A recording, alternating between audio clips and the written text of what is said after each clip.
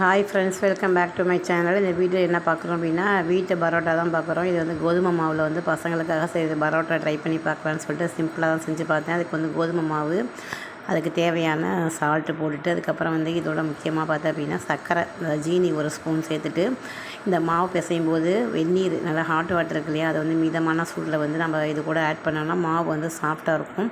இதுக்கு முட்டை அந்த மாதிரிலாம் எதுவும் சேர்க்க தேவையில்லை. வெந்நீர் ஊற்றி பிசைஞ்சாலே கொஞ்சம் கொஞ்சமாக ஊற்றி பிசைஞ்சு நம்ம இந்த இந்த மாவு வந்து அடிக்கலாம் தேவையில்லை. நம்ம உள்ளங்கையை கொடுத்து கொஞ்சம் நல்லா ப்ரெஸ் பண்ணி தேய்ச்சாலே போதும்.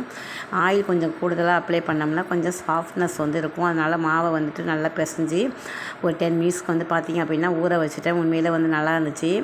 நீங்களும் ட்ரை பண்ணி பாருங்கள். அதுக்கப்புறம் வந்து இதை பார்த்திங்க அப்படின்னா எப்படி தேய்ச்சேன் அப்படின்னா ஃபுல்லாக பெருசாக தேய்ச்சிட்டு அதில் எண்ணெயை அப்ளை பண்ணி அதை வந்து ரோல் மாதிரி பண்ணி அதை அடித்து வந்து லைட்டாக அப்படி சுருட்டி விட்டேன்.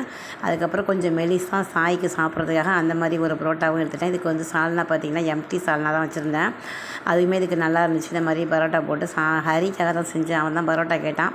ஹஸ்பண்டுக்கு வந்து இதிலே சப்பாத்தி தனியாக எடுத்து வச்சுட்டேன். அவங்களுக்கு பரோட்டா பிடிக்காததுனால ஒரு 3 சப்பாத்தி அளவுக்கு இதே தனியாக எடுத்து வச்சுட்டேன். அதுக்கப்புறம் வந்து இந்த பரோட்டா சாஃப்டாக இருக்கணுங்கிறதுக்காக நெய் வந்து ஒரு டேபிள் ஸ்பூன் அளவுக்கு 2 சைடும் நல்லா வந்து தடவி விட்டது. அந்த நெய்யோட ஸ்மெல்லும் ப்ளஸ் வந்து அந்த பரோட்டா வந்து சாஃப்டாகவும் இருந்தது. அந்த பரோட்டாவை நல்லா வேக வச்சு எடுத்ததுக்கு அப்புறம் வந்து அதை வந்து 4 பக்கமாக அடிச்சு விடுவேன். கை பிரச்சனை, அதனால் அப்புறம் அவங்க ஹஸ்பண்ட்டை கொடுத்தேன். அவங்க தான் கொஞ்சம் அடிச்சு விட்டாங்க. பரோட்டா உண்மையும் நல்லா இருந்துச்சு.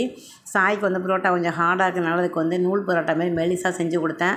அவரும் சாப்பிட்டாரு. வீடியோ பிடிச்சிருந்தா லைக் பண்ணுங்கள், ஷேர் பண்ணுங்கள், சப்ஸ்கிரைப் பண்ணுங்கள். Have a nice